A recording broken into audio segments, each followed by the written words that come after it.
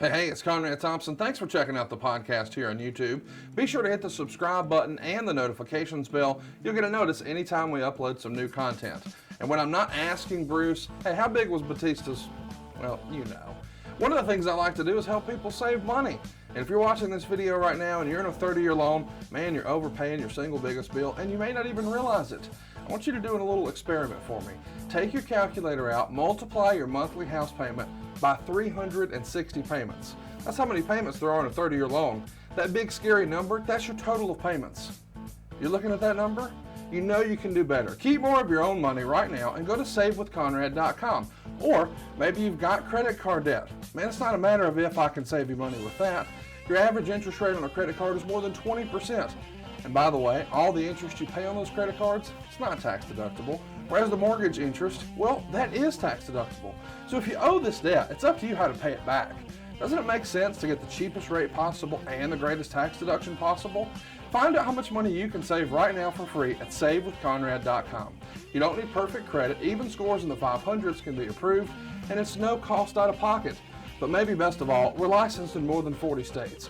We can help more families than ever before. But how much can we save you? Find out right now for free with a quick quote from savewithconrad.com. Hey, it's Conrad Thompson, and you're listening to Something to Wrestle with Bruce Prichard. Bruce, what's going on, man? How are you? Just a box of fluffy ducks. Well, we're excited you're with us today. It's going to be a glorious show. Man, I love these old profile shows. And today we've got a super old school one that most of our listeners, myself included, grew up on, the Honky Tonk Man. Pretty excited to talk about Honky, man. This is going to be a good show. Well, he's just a honky tonk man. He's cool. He's cocky. He's bad.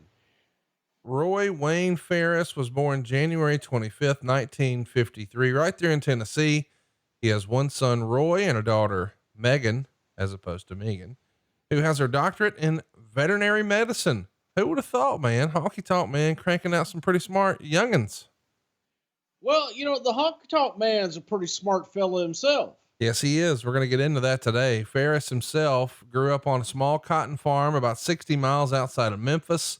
And then around 11 years old, he started watching the only wrestling he could pick up on TV, Nick Goulas's Nashville territory. Let's talk about Nashville for a minute. I think a lot of our listeners probably confuse Nashville and Memphis and just assume Tennessee was one territory, but that's not exactly the case, right, Bruce? Well, Tennessee is Tennessee, and there was the Welsh group, and Goulas and those guys kind of did East Tennessee, and that's where them Fuller boys come from. And then over in the west end of Tennessee, that'd be Memphis. And I guess we'll go ahead and call Nashville a little bit of, well, Nashville's not really, but you know what I'm saying. But yeah, Nick Goulas was the promoter there for years. Nick was an old time wrestling promoter that was the epitome of that just old school con wrestling promoter.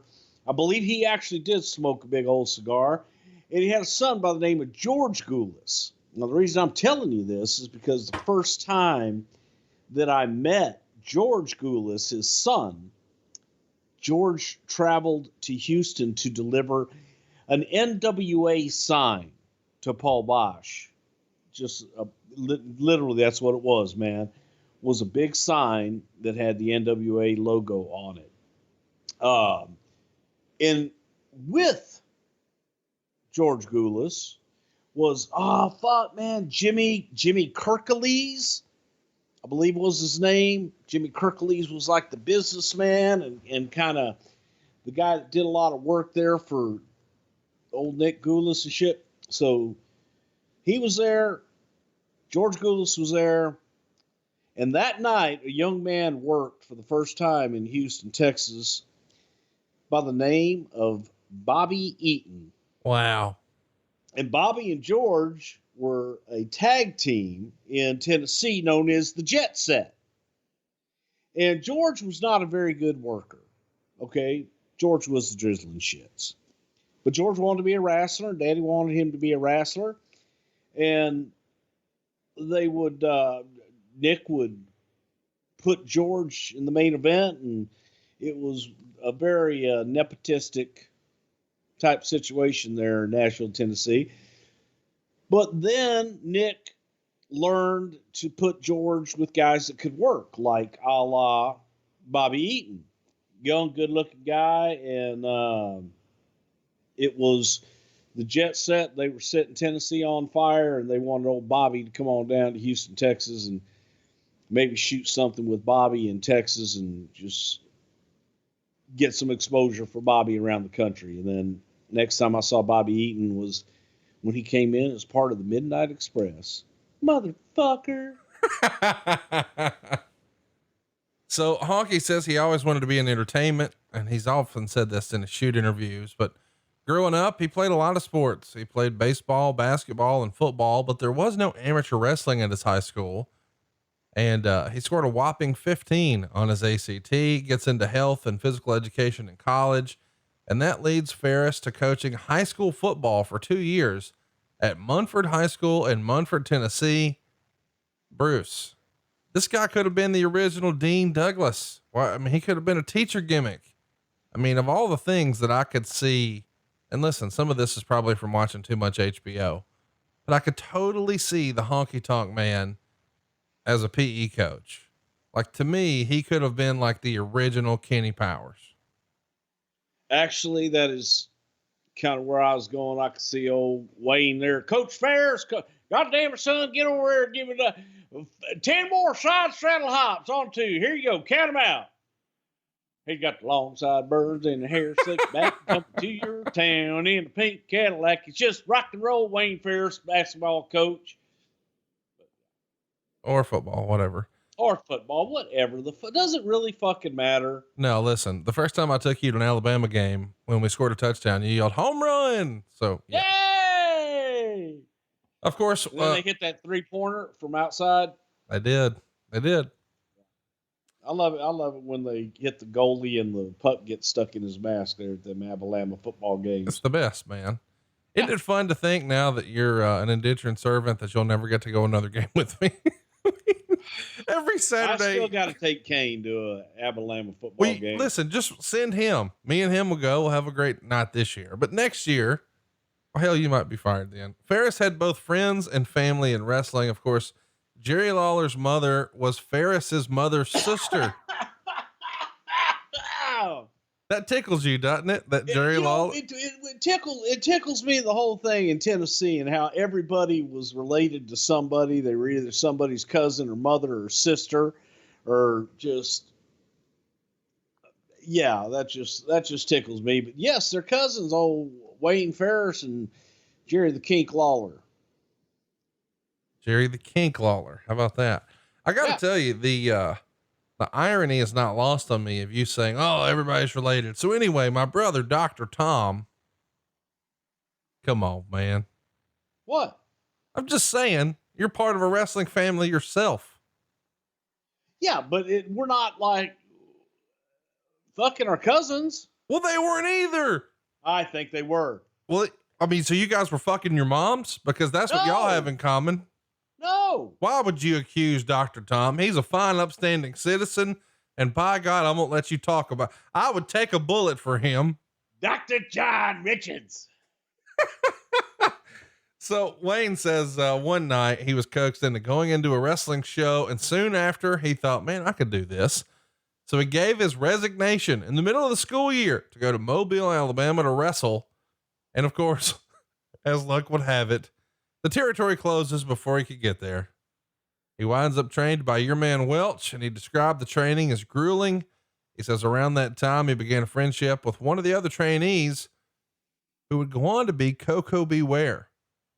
And he would say that Coco would drop kick him 20 times in the face, and weightlifters would slap him hard. And he suffered more injuries through the course of his training than he did in his actual career. And of course, if you've seen Honky Tonk on a indie show in the last 20 years, you know that's because he last took a bump in 1998. No, maybe 88. Listen, this is an area of the country we don't normally talk about because you were in Texas, but training with the Welches and working with Coco Beware, that's kind of cool. Yeah, it is, and again, you talk about that East Tennessee, and then you talk about Alabama and some of those areas in the Pensacola, Mobile, and that area where the Welches were, and the Fullers.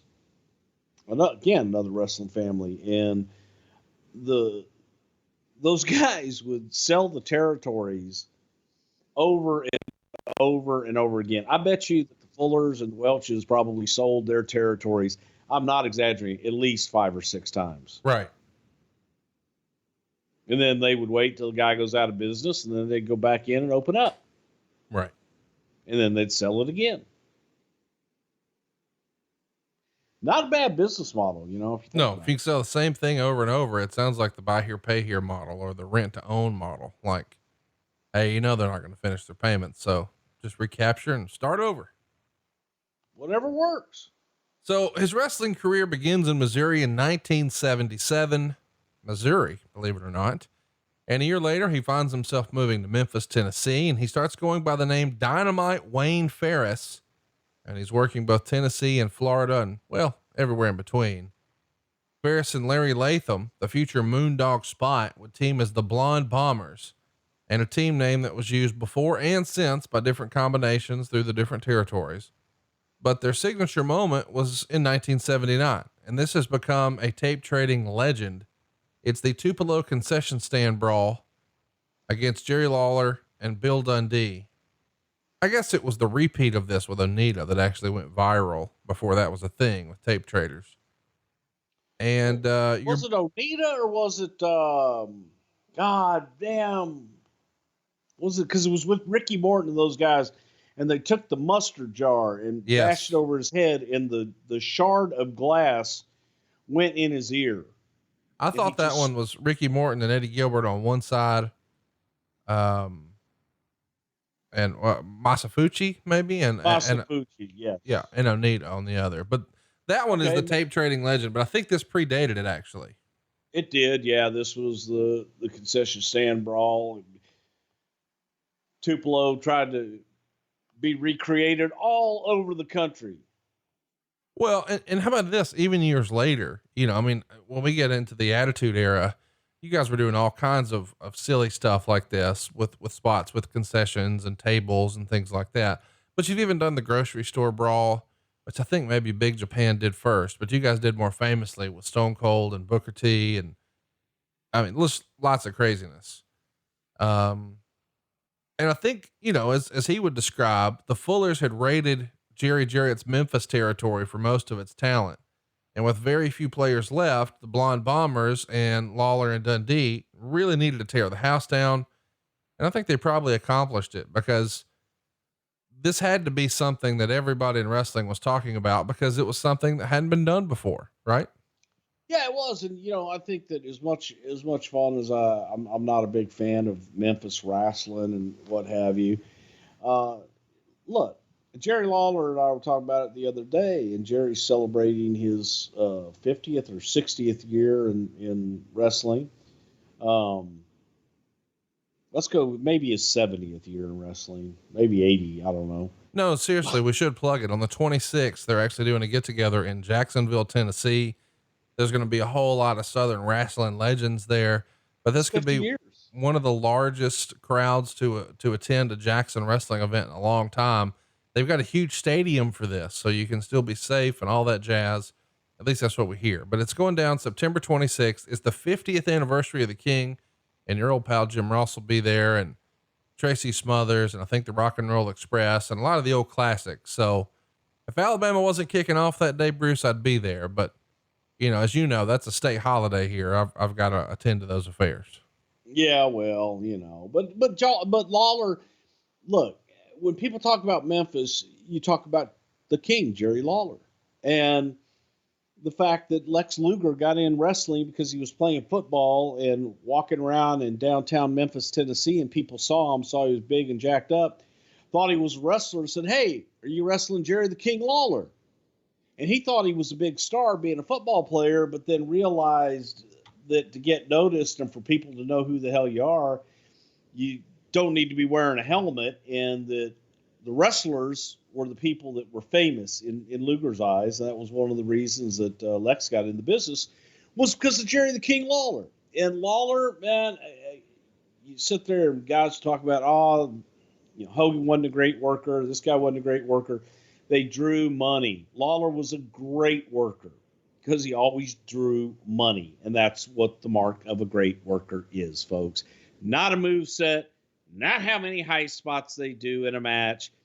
Can they tell a story and draw money? Can they make people care and buy tickets? Ding, ding, motherfucking ding. Well, of course, these days nobody's buying tickets, but last year, 6 months ago, after a bloody battle that involves Ferris and Latham cheating at every turn, the Blonde Bombers win the match here, this Tupelo concession brawl, and they win the tag titles as well. But Dundee and Lawler weren't finished and took the fight to the concession stand area. And Lance Russell, as you know, would follow with the cameramen and continue to call the action pretty masterfully. They used mops and pans and boxes and stools and a table and mustard. And by the way, this is 1979. And the event wound up being so hot that it actually turned around Jerry Jarrett's territory. So while their talent may have been rated, this was such a spectacle that people started to vote with their dollars for the Jarrett team. It's pretty remarkable when one match can sort of turn around a territory, right? And one guy, and that one guy being Jerry Lawler. But yes, and being able to go out and grab people's attention with someone that had been there a long time, with Lawler at that point, probably 6 years. Right. And, yes, it was a hell of a deal, but that was an opportunity for old Wayne Ferris and Larry to get out there and make a name for themselves and get people talking. We should mention that even Honky would tell you it's not the first hardcore match in history, but it is one of the earliest hardcore moments that people can still remember and talk about today. It was such a big deal that last year, on the 30-year anniversary, TV stations in Tupelo did a news story celebrating the anniversary. And I think Lawler and Dundee both received keys to the city honoring it. How crazy is that? That they're giving keys to the city for a wrestling match that's 30 years old. I don't know that that's going to happen 30 years from now. Is that just a sign of what pro wrestling meant to entertainment at the time, or how big it was to the area? Or, what a big deal. It speaks to the importance in the local area and what it meant. Wrestling and wrestlers in the small territories and in the towns, you didn't have 500 or 1,000 television stations and the internet to watch whatever you wanted, whenever you wanted. You had 3 stations. 3, folks. Then when UHF came in, sometimes you had 5, maybe if you're really lucky, 6. And wrestling was a mainstay, and the guys lived in the towns and they lived in the areas. So they were local celebrities that you saw on TV. You couldn't go see Roy Rogers every Monday night at the Memphis Coliseum. Right. But you could see Jerry Lawler on TV and Wayne Ferris on TV on Saturday, and then go to the Coliseum and see him live and in living color in person. We should mention that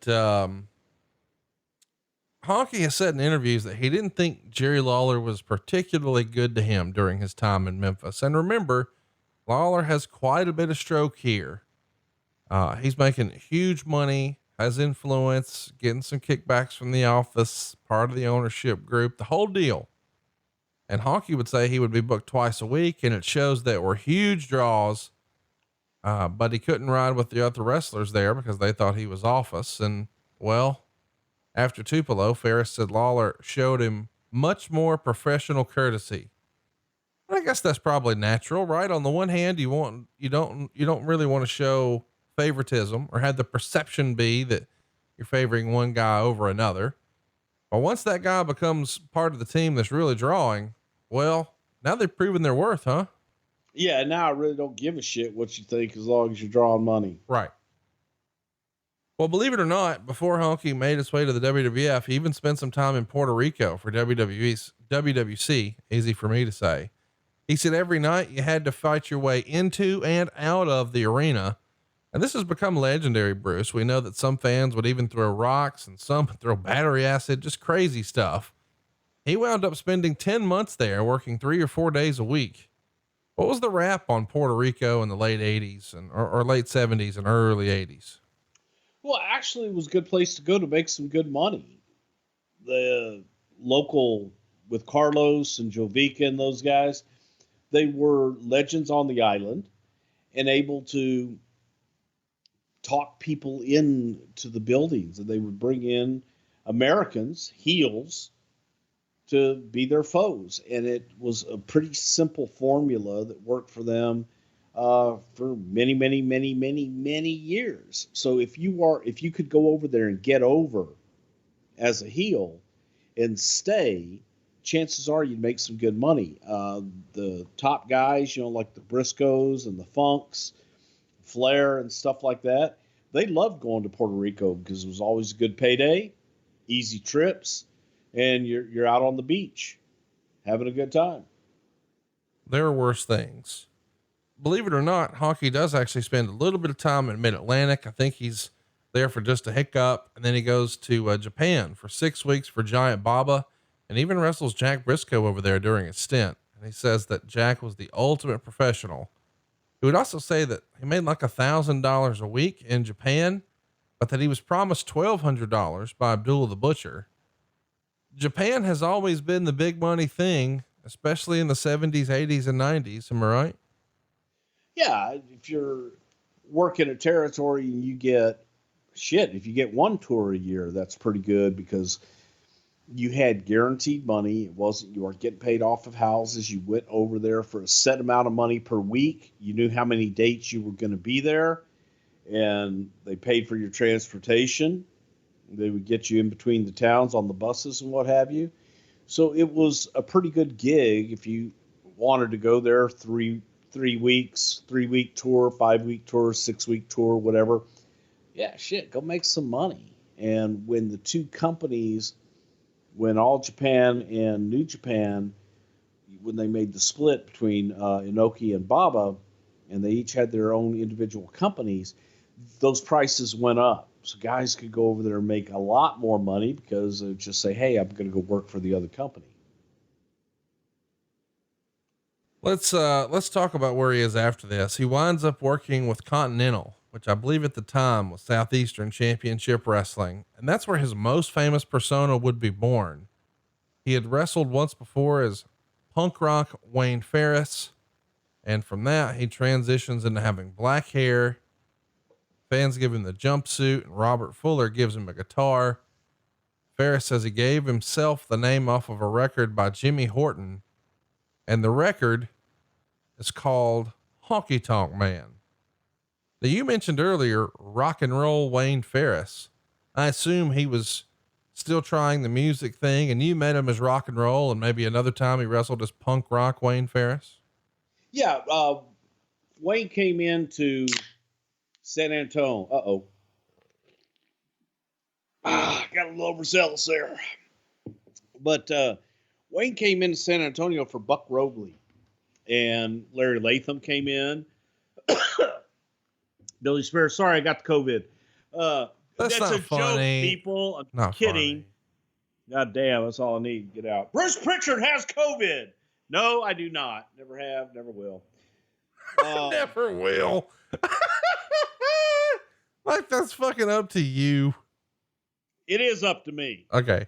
I forgot. There is no sick, damn it. Let's get back. Rock and roll Wayne Ferris and Buck Robley. So they came through San Antonio, and this was during a terribly dark time where business was the drizzling shits, and Buck was bringing in is Paul Bosch, these toothless hillbillies from Tennessee and Alabama. And they were smaller and had Tennessee had a different style. There were a lot of bumps and a lot of spots, and Texas was a big man's territory where you didn't do a lot of spots. There weren't a lot of bumps. It was a little bit more serious, and these guys were out there just flip-flopping and flying all over the place. Let's keep it going here. Let's talk about the Honky Tonk Man. I'm sorry. Wait. Shit. So So Wayne came in, and he had the long blonde hair, real long blonde hair, and he looked kind of like Jimmy Valiant. Had a little handlebar mustache, and I think he had a black beard. And he was just rock. Hey, buddy, how you doing? Rock and roll, Wayne Ferris. Wayne Ferris, how you doing, buddy? Wayne Ferris, nice to meet you. And he just was the character of Honky Tonk Man was kind of who Wayne Ferris really is in some ways. Some ways it is, some ways it really isn't. But he became that character. Well, let's talk about the Honky Tonk Man character. A honky tonk is, well, for some of you who may not be from the South, it's a bar that provides country music for entertainment of its patrons and the style of music played in said establishments. The term originally referred to risque variety shows in the areas of the Old West and the actual theaters showing them. And as a style of music, honky tonk was pretty roaring in the 50s.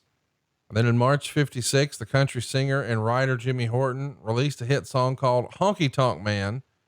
It peaked at number 9 on the country charts.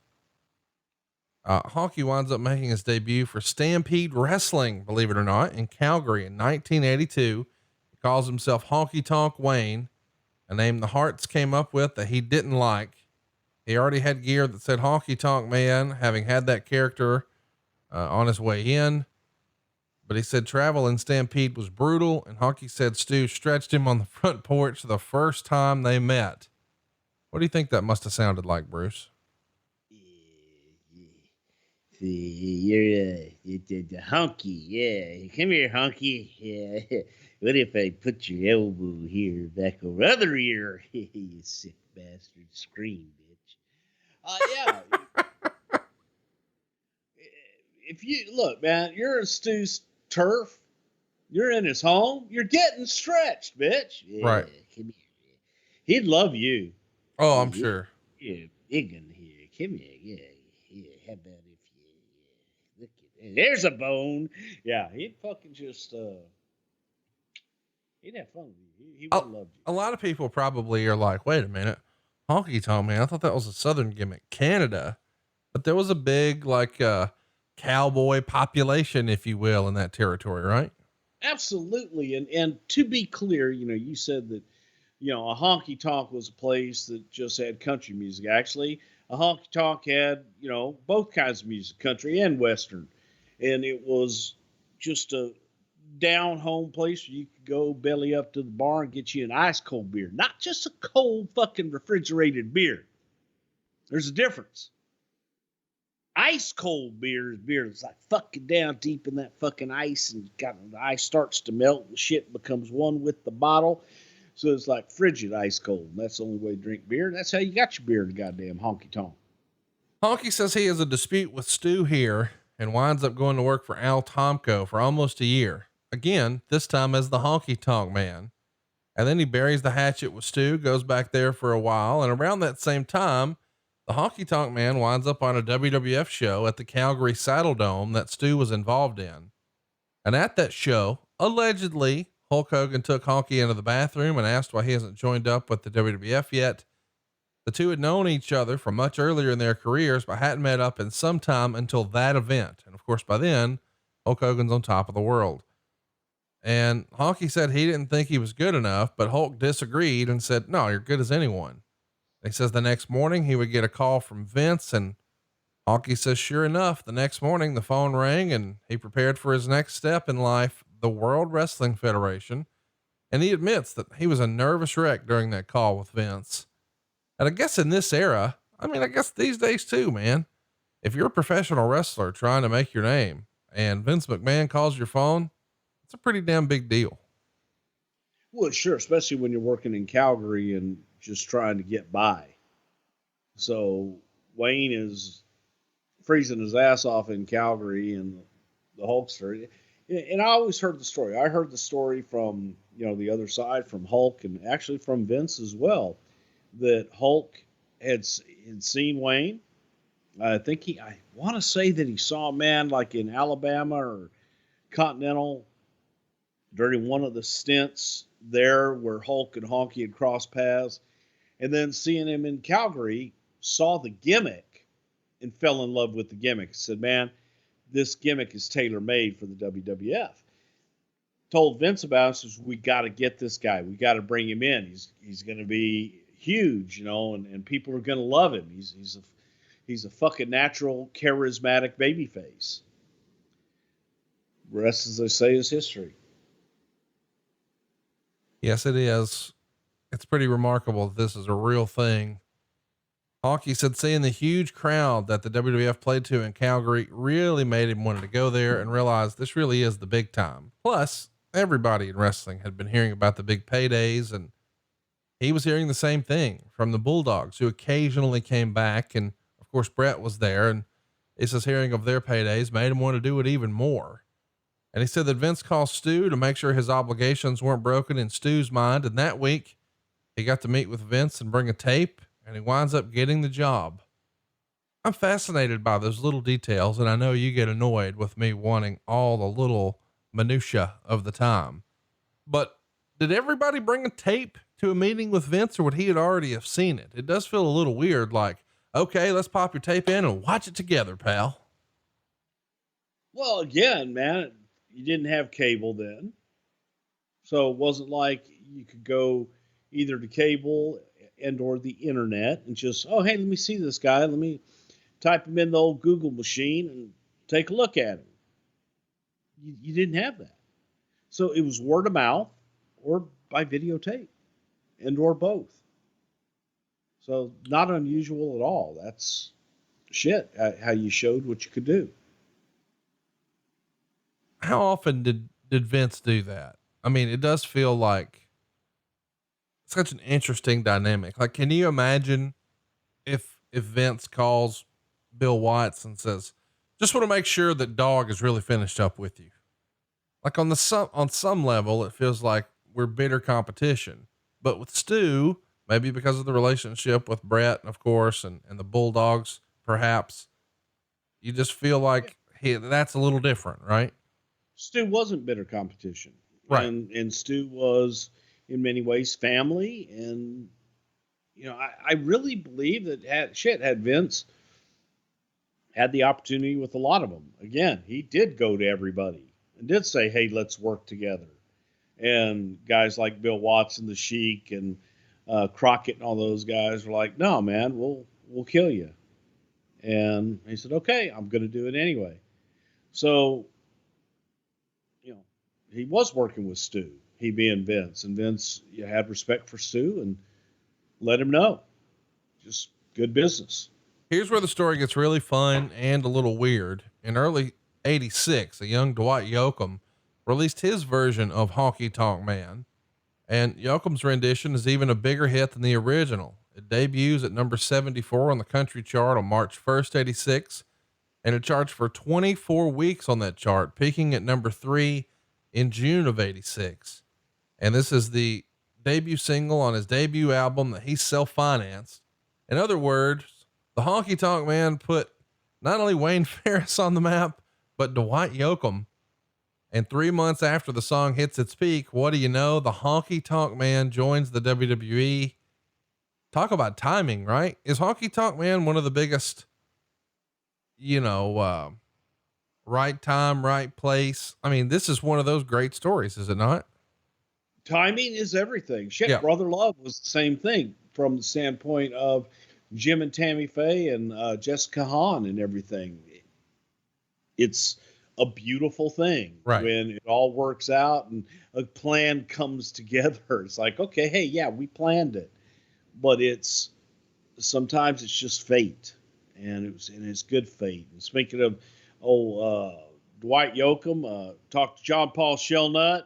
We talked about him last week. I'm just going to give you an update because, see, it's common denominator here, Connie. Dwight Yoakam and John Paul Shellnut are good friends. Sure. And so the other night when I was talking to John Paul on one of my drive homes at 2:30 in the morning, he had just hung up with Dwight Yoakam. Oh, wow. Who called checking on him and shit. So JP is still, he's still not in great condition. So we still need those prayers and those good thoughts to old John Paul Shellnut there. And He's moved to a rehab hospital and still doesn't have any movement in his left side. So we got to just send him some good thoughts there in Houston, Texas. And we love you, JP. But Dwight Yoakam, see how it ties in? Because he's just a honky tonk man. Diddly diddly doo. I like Honky's version better than Dwight's. Are you hopped up on Mountain Dew? So? He makes his TV debut for you guys on September 28th, 1986 on Wrestling Challenge, beating the venerable Terry Gibbs. And for folks who don't know, Honky Tonk Man was a baby face.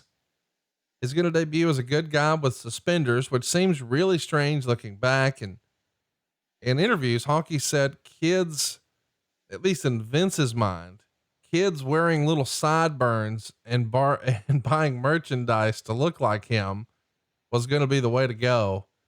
Can you imagine? I mean, listen, not too long after this, y'all are going to debut a couple of guys who come lick kids on the way to the ring. So stranger things have happened, but kids with little sideburns, I don't know why, but that's freaking hilarious to me. I'm just a honky tonk kid. He's a honky tonk kid. He's a honky tonk kid. Why not? Listen, you're exactly right. You've made more money doing this than me. It's just like, what? Of course, everyone else thought the same thing. It was a total flop. I know this predates you, but the Honky Tonk Man is a baby face. What'd you think of this? Well, I remember watching it from afar and thinking, God damn, you wanted to slap the shit out of him. Right. It was just very annoying. And it was so over the top, and Wayne was trying so hard that as a viewer, it didn't feel real. And the fact that I know they were banking on the nostalgia, the Elvis tie-in. Everybody loves Elvis, right? Right. Can't boo a fucking Elvis impersonator. No. So they're going to love Honky Tonk Man. They, even in that Elvis world, if you're not really good at doing Elvis, oh, they hate you. Fuck you, man. Shave your head, motherfucker. Get them sideburns off you. You don't deserve to wear those sideburns like the king. Boy, I don't know why that's funny to me, but it is. You don't deserve them sideburns. Well, you don't. Motherfucker, if you can't, no. Just shave that shit off. You ain't no goddamn king. Let's keep it going here. He debuts as a babyface, as we said, total flop. He has no real angles the first several months he's there, of course, still as a babyface. His early matches are against the likes of Lanny Poffo or SD Jones. And he says a lot of that was to test the ability of his work. And I don't know why, but the idea that SD Jones and Lanny Poffo were the precursor to Sean Waltman fucking tickles me. What are you trying to say? Honky Tonk Man. You don't think Lanny Poffo and SD Jones are great workers? Oh, I know Lanny's got one spot that he can get over, but I'm just saying. Come on, Sean Waltman's a better wrestler than those guys. Oh my God. Honky soon cuts a series of promos with Jesse the Body Ventura, asking fans for a vote of confidence. And he said that this was Jesse Ventura's ideas. And he says that the new promos from Honky here are actually going to insult fans. And the polls come back overwhelmingly negative. This is his heel turn. Man, that's great shit, pal. Well, because it was real, man. And I think that there was a big part of it that for Vince and company, that how can you not love the Honky Tonk Man? And for real, the audience, the more that you ask for that vote of confidence, just let the Honky Tonk Man know how much you love him and how you're waiting for the Honky Tonk Man to sing, because you just want to see him sing and dance. That the more that the audience puked on him, it was almost like, oh my God, they're rejecting him. The thicker it became. Great shit. Hawk is going to re-embrace that cocky persona. He's going to get paired up with the mouth of the South, Jimmy Hart. And I guess this is, clearly we're going for the Elvis impersonator gimmick, as you said. And so they're even going to bill Jimmy Hart as the Colonel Jimmy Hart for Honky's matches, a reference to Colonel Tom Parker. And he's even going to come out with Peggy Sue, who at the time would either be Sherry Martel or unbelievably Jimmy Hart in drag. Well, is there anything wrong with that? No. I'm just asking, like, just want to clarify. Wasn't always Sherry Martel. Sometimes it's Jimmy Hart, brother. It's little Jimmy. Sometimes, baby. Oh, Honky Tonk Man. Yeah. I guess, on that day he put his beans and taters and something else. I don't know. Beans and taters? Well, yeah, we talked about that when we did that event here with Jimmy in Huntsville, where he would be plugging his beach bar 1,000 miles away by saying that we've got the NFL Sunday ticket and we even serve beer in cans because you can't have glass on the beach, baby. And of course we know Jimmy's favorite foods are beans and taters. So that was the special there. Yeah. But canned beans, canned taters. This is what your boy Jimmy eats on a pretty steady diet. So we freestyled that here on the show, which I realized was years ago, and it was a deep cut for you. But there was the double entendre of beans and taters. Yes, you're right. Beans and taters. Yeah. So I just still don't get the beans and taters. I get taters and franks or beans and franks. But cause he's Frank and beans, but I don't get the beans and taters. Jimmy Hart is a lot like Tony Schiavone. They're probably both big fans of canned food. As Tony and I discuss sometimes, commonly referred to as hobo food. Okay. Believe it or not, in 1988, Dave Meltzer wrote that he loved the Honky Tonk Man Peggy Sue duo. And in the interviews, Honky Tonk Man would of course put over working with Jimmy Hart. That's back in the day, but also too these days, and shoot interviews. And he says that he owes a lot of his success to Jimmy Hart for pushing him in times that Honky would want to slow down. He says Jimmy was always pushing him to do more. And his first major feud, boy, is it a big one. It's with Jake the Snake Roberts. And this is right as Jake is turning babyface. And this would be the first feud that would sort of set the tone for his run as a fan favorite. And you talk about the Snake Pit from February 21st, 1987, right before you come in. It's the most remembered moment of the rivalry. It happens when Jake says Honky nearly killed him. They've got this cave-like set to recreate Stone Mountain, Georgia of the Snake Pit. And Honky's going to attack Roberts with a guitar that didn't shatter like, say, a Jeff Jarrett guitar 10 years later. Instead, Jake appeared to take a very stiff shot, and after staggering, he collapses. And Jake has even said that I think Pat Patterson's man Louie went out to buy the best guitar he could for the segment, but they didn't really gimmick it. So 2 discs in his neck explode when he gets hit. And you can even see that Jake is out on his feet. And he said that his wife was even pulling fiberglass pieces out of his back for weeks after that. And for better or worse, Jake would even say that this is the moment that he started to become dependent on prescription painkillers. And of course, Honky disputes that, saying that the guitar was so gimmick, he almost broke it with his thumb. Talk to me a little bit about this. I know this sort of predates you, but I'm sure you've heard that story that, man, this is what got me in a bad way. Well, as far as the guitar being gimmick, I wasn't there, right? But I heard the story that they did gimmick the guitar. However, they're in most guitars, at least decent ones that you actually want to play, they have a rod, like a stabilized rod that goes right through the middle of the damn thing. And no one knew to go in and take that out or to buy a really cheap, shitty guitar that wouldn't have that in it. So when it may have been gimmicked, but when Wayne hit Jake, apparently this rod is what hit him with no give in it, because it's a stabilizer. And that's what really fucked Jake up, and hurt him. The rest of it, Jake's Jake. Jake's a great worker. And whether he was actually out or not, who knows? It looked great. But yeah, that was because for years after that, gimmicking guitars, I got a lesson in gimmicking guitars as far as, first of all, you don't buy a guitar with the rod in it. Right. And how to make sure that the damn thing's going to break.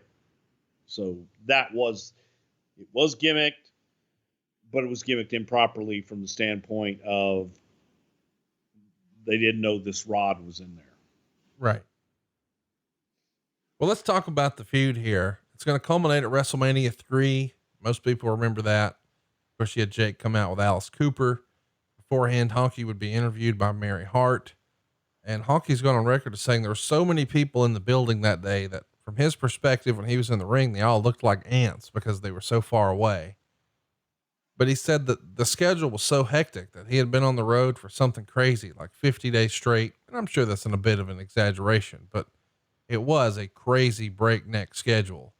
He says because of that, he couldn't have enjoyed this as much as maybe he would have liked to, but he did remember that it was Jake's idea to have Alice Cooper involved and that Alice was very nervous holding the snake and that Honky was talking so much trash during the match that Alice almost forgets to jump in the ring. As a reminder, Jake would wind up on the losing side of that match. Honky wins by grabbing the ropes to score that tainted pin. It's a big moment. I mean, is this the biggest moment in wrestling history, do you think? I'm not saying that to be funny, but WrestleMania 3's got to be up there, right? Oh, I think that WrestleMania is definitely, especially for that time. And it was the first and the biggest of those big stadium shows on a grand scale. So yeah, WrestleMania 3 will go down in history as, that's the one. That was Hulk Andre. That was 93,000. That set at the time the indoor attendance record. And yes, I think that it will always go down as one of the greatest moments in this fucking sport. So to be anywhere near that had to be a kick in the ass. I remember just being involved in the business and getting that phone call from Vince the night before WrestleMania 3 about this little pay-per-view he's doing. Just to know that our business and our industry could put a spectacle like that on was a proud moment, something really cool to be a part of. On the June 13th, 1987 episode of Superstars, something major happens. The Honky Tonk Man wins the Intercontinental Championship from Ricky the Dragon Steamboat when Honky reverses Steamboat's inside cradle and grabs onto the bottom ropes for that extra leverage and nails the pin. And he says they only had 3 or 4 return matches. And according to the rumor and innuendo, Honky was originally meant to be a transitional champion to only hold the title belt for a short period of time until Jake Roberts failed drug tests following WrestleMania. Because of that, Honky was booked to remain champion for what would wind up being a record-setting run. Before we talk about the other rumor that everybody thinks we're going to get to, and we are, do you remember this being the case that the original plan was for Jake to become Intercontinental Champion and then maybe his substance situation gave Vince pause otherwise? I don't really know. And that was when I was first coming into the company. So that may have been something that they had talked about previous. I know that the idea was to go with Honky and Jake post WrestleMania, but Honky getting the Intercontinental Championship was kind of a fluke thing with Steamboat. Yeah. After Mania. So I don't really know if they were ever planning on putting it on Jake or not. I don't think so, because Vince would always look at Jake as a guy that didn't need the title. Sure. And the gimmick of the snake was big enough. It is pretty remarkable. I don't know about that one. Listen, I admit it does seem unrealistic because I tend to think like you do that Vince would have went, he doesn't need it, because it's sort of weird to think about Jake being the champion of anything, because as you said, and sometimes we make fun of that, but Jake really didn't need it. Let's talk about what everybody else has sort of alluded to, that it was really supposed to be Butch Reed as the original choice. So let's set aside the whole Jake rumor, but allegedly, Steamboat is not necessarily thrilled with the schedule, wants to take some time off. Maybe it's the payoff. Maybe it's being away from the family. Maybe it's Bonnie, whatever it is. He wants to leave. So now we've got to get the belt off him after that historic match he just had at WrestleMania. It feels like a silly time to leave, but it's the Steamboat story.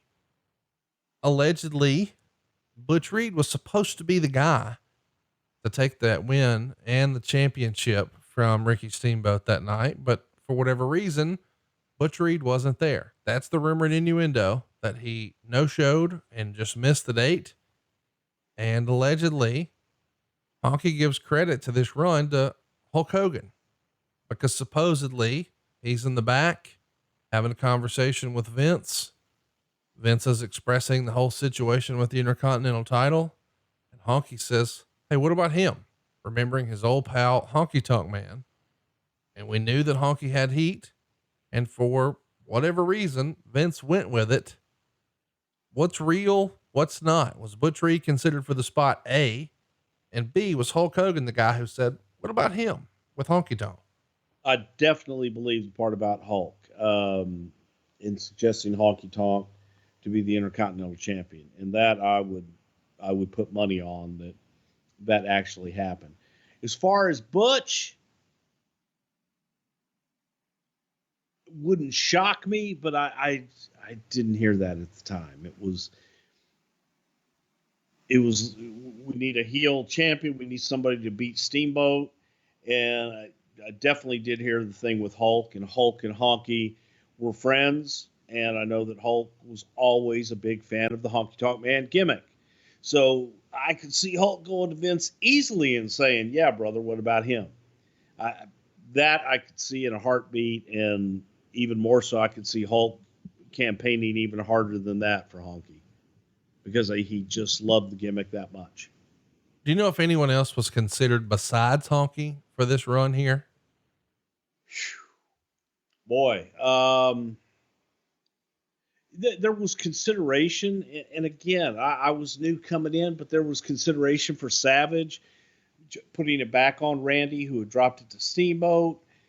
And I'm sure that Butch was in that mix, but it just happened so damn fast with Steamboat that they had to make a decision pretty quick. And sometimes those decisions are, okay, we've got to make a decision. What's in front of me now? Bam, let's go with it. We'll fix it later. It's just remarkable to think that this story has become legendary and repeated forever and ever. When do you think the first time, when did you first hear this whole Butch Reed story? Did it happen back then, or was it when the night? You told me? Really? Yeah. Wow. So that's why I don't put a whole lot of credence in it.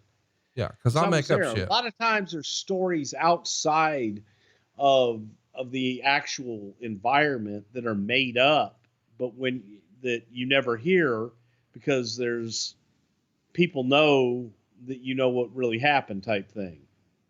So they're not going to go to you and say, "Hey, it was supposed to be Butch Reed, wasn't it?" And if it wasn't, you know what I'm saying? Right. So there was I seriously never heard it until you brought it up to me. It is pretty interesting to think about. I guess we should mention that we've got this is a weird time. I don't know another way to say it, but it's a weird time because the Honky Tonk Man had been the champ for a little while before it ever aired on TV. And of course, these days that information would get out right away, but he actually wins the belt in Buffalo on June 2nd, 1987 at that Superstars taping. And then later in the evening defends it with an enhancement talent, and would continue working around the loop with, Paul Roma, Coco Beware. And then even famously on June 5th, just a few days after he wins, they're in Chicago at the Rosemont Horizon, and they do champion versus champion, Hulk Hogan versus the Honky Tonk Man in the main event. How crazy is that?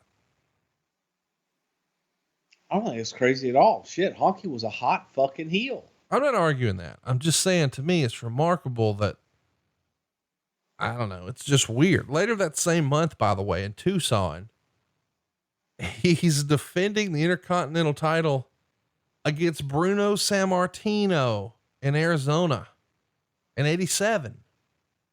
Jake Roberts was originally advertised for the spot. Bruno steps in. It just seems, I don't know, make believe that we would have Bruno Sammartino wrestling the Honky Tonk Man for the Intercontinental title. You imagine how it felt to Bruno. But I say that facetiously when, Bruno worked with every gimmick that came through New York. Right. So, gimmick is a gimmick. Let's keep it moving here and talk about what's next, because we've got so many requests over the years. I guess now's as good of a time to talk about it as any. On September 21st, 1987, Pile Driver, the wrestling album number 2, was released on vinyl, with a Coliseum video VHS also being released. This is the one with Hulk Hogan wearing a hard hat and doing construction work. It's the only WWF/WWE album that never had a CD release. And really? Yeah. And track number 3 was Honky Tonk Man by the Honky Tonk Man. Give us a little bit of a rendition here, Bruce.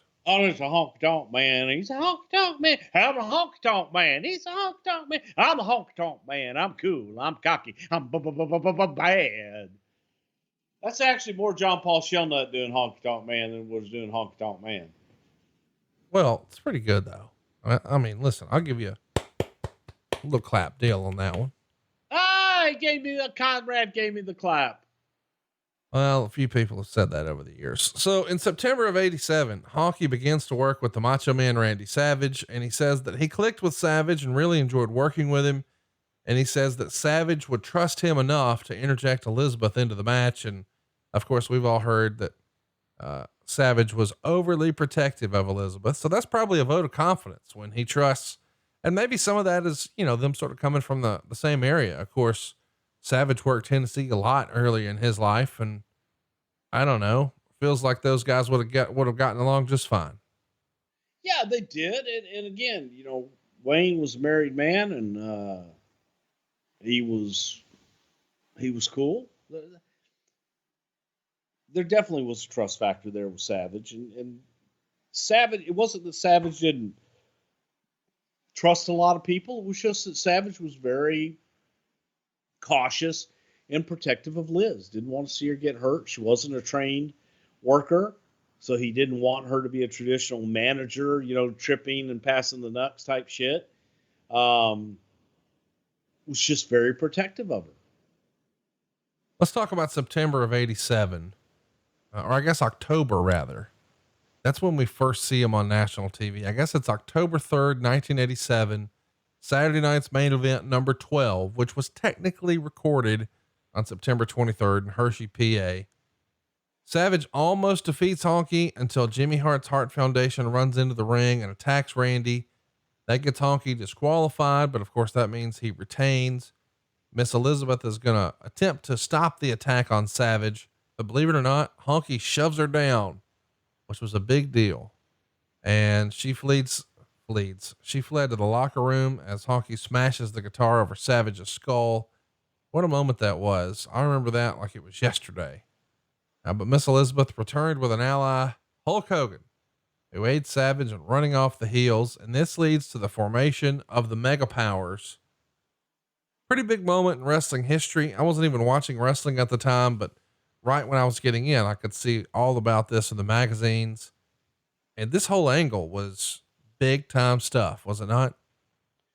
Yeah, it was. I remember, that was my first WrestleMania. That was my first Saturday night's main event in Hershey. I think we had done one before this, that I was at in the summer, but that Hershey arena was so special. The way that it was an all hockey arena, but it went straight up and was great for television tapings. It was a magical moment. It just was that really magical moment where Randy the tide was turning with Randy so much so, really being popular during that time, that this just solidified his superstar baby facedom. Right. with Hulk coming out and sprinkling the Hulk dust and getting involved and the beginning of that formation. Let's talk about this match. It's the last high profile Savage Honky match on the undercard of 1988. It's the main event. It would see Honky lose by count out after Savage runs him into the ring post. And Honky had talked about in interviews wanting to quit before this match because he thought the original plans would have buried his character. And he says he outright refused to do the job. And he's done a lot of shoot interviews about this with our friends, Sean Oliver over at kayfabecommentaries.com. And I think he famously told a story that Dick Ebersol actually met with Randy and Liz without Honky. And then they told Honky afterwards what was going to happen. He was probably in his feelings a little bit, thinking, well, they don't have any plans for me. They're moving on for me. And supposedly he refuses to do the job here because the original plan was he would drop the Intercontinental title to Randy Savage. And allegedly, and again, this is rumor and innuendo, but supposedly when he refuses to drop the belt here, because I believe the report was at the time, DiBiase would go on to be champion. And instead, when Honky says, nope, I'm not doing it, they can't give the Intercontinental title to Randy, so they program him for the world title at WrestleMania 4. He becomes the world champion. $1 Million Man creates his own $1 Million championship. Honky keeps his IC. Everybody's happy. I'm sure you're going to poke holes in that, but that's certainly what a lot of wrestling fans have thought was supposed to happen for a long time. Can you bring any clarity now? So what did people think was supposed to happen?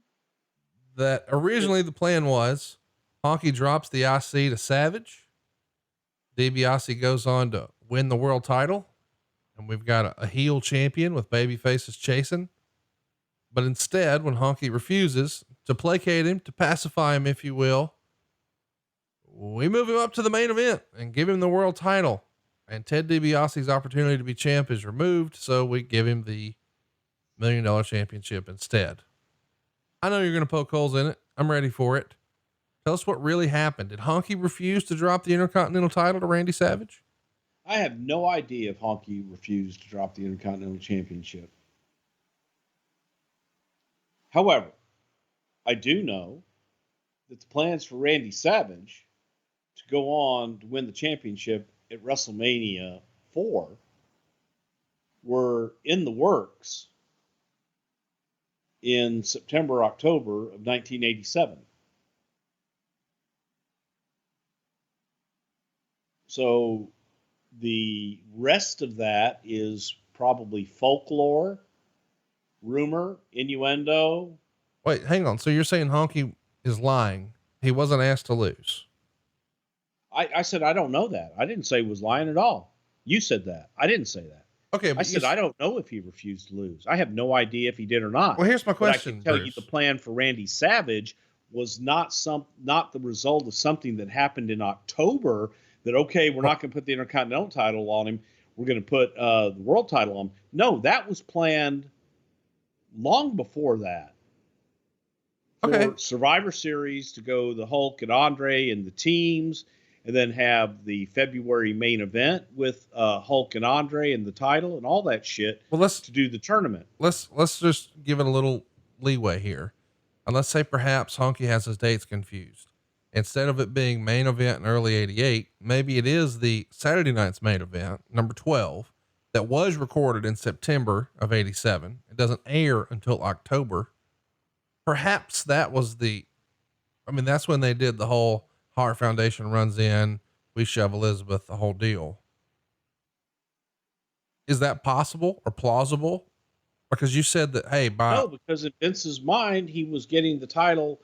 He needed to get the title off of Hogan because where Hogan was going to do a movie. Had the plan for Savage.